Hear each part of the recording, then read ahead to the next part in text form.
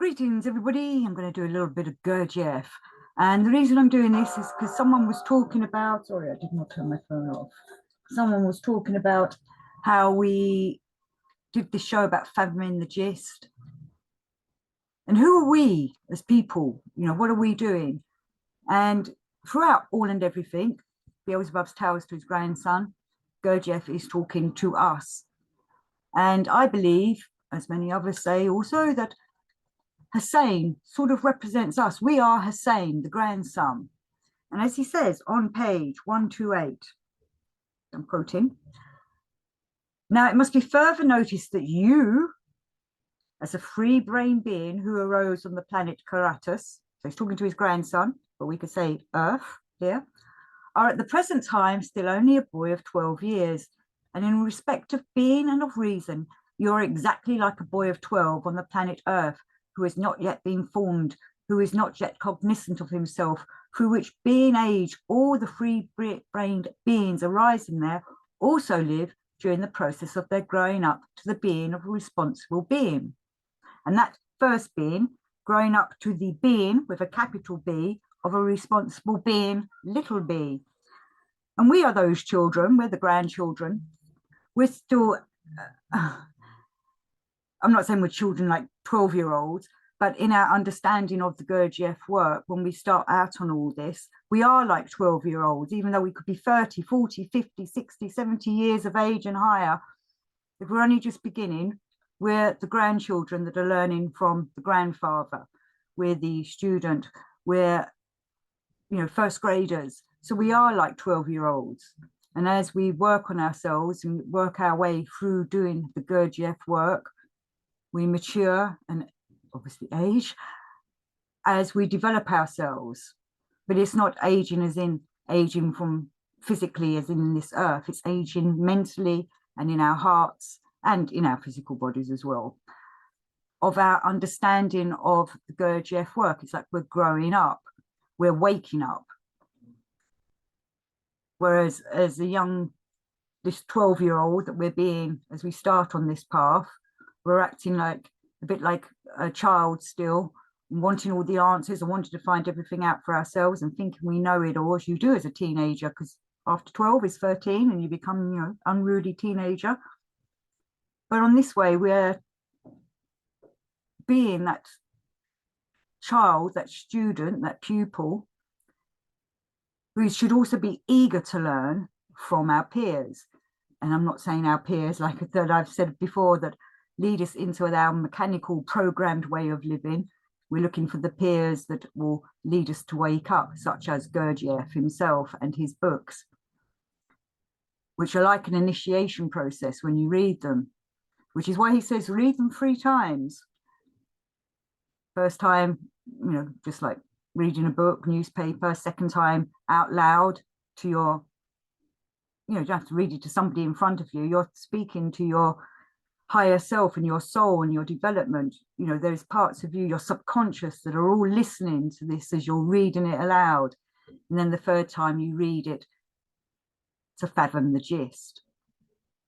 And that's what we're working upon as these 12-year-olds maturing and growing and developing with it. And I just wanted to mention that because I think it's very important to remember there's people out there that think once they've started doing this work, they think they know it all. But there's always a constant growing, a constant learning. There's always something new to learn. We never know everything. That's the excitement of living this life, where most people stop wanting to learn anything new, not necessarily in the Gurdjieff work, even just in everyday life. The sleepy people, Gurdjieff says they tend to go to sleep from about the age of 27, 28. They stop wanting to learn anything new or go forward. And you might notice some people, that are not interested in this kind of work. And even if they're in their 30s, 40s, 50s, 60s, they're still stuck in the same thought processes that they had when they were 27, 28. And what's also interesting about that age time is when your Saturn's return happens every 28 years. So if you're coming up to 56, you're having another Saturn's return and another chance to progress to a new place, a new way of living. And let me just explain Saturn's return. This is all about your chance to do what you want to do, let's say. It's like it's giving you the opportunity to follow a proper path or continue on the mechanical programmed way you've been taught to by your peers. And I speak to many people about this, and nearly everyone I know has said that between the ages of 27, maybe 26, 27, 28, something has happened that has given them the chance to go on a different path. And I think this happens to everyone, but not everybody takes that path, because it's so much easier to go back on the mechanical program path that we know, because it's, you know, it's all safe and secure. And whereas others have taken that new opportunity that's been given to them. I myself had that at 27, 28. I had quite a big awakening moment.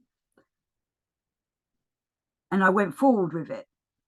And I look back now and wonder what would have happened if I hadn't of. And I know I would have been stuck in a, what I call the mechanical life, or the Joe Bloggs of this world. I'd have fallen into that way of living. And thankfully I didn't. And I thank God every day that I was waking up enough to see that I wanted to go in a direction that would help me develop spiritually, and that this world, and soulfully, develop my soul, and not fall back into the mechanicalized way of life.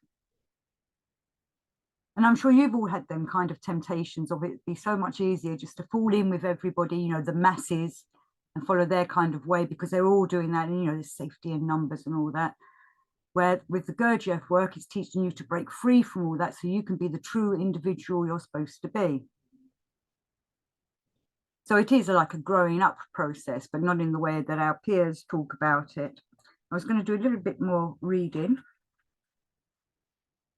He continues to say, all the features of the whole of your psyche, what are called your character, temperament, inclinations, and in short, all the particularities of your psyche, which are manifested exteriorly, are exactly the same as those of a still immature and pliant, free-brained being there of the age of 12 years.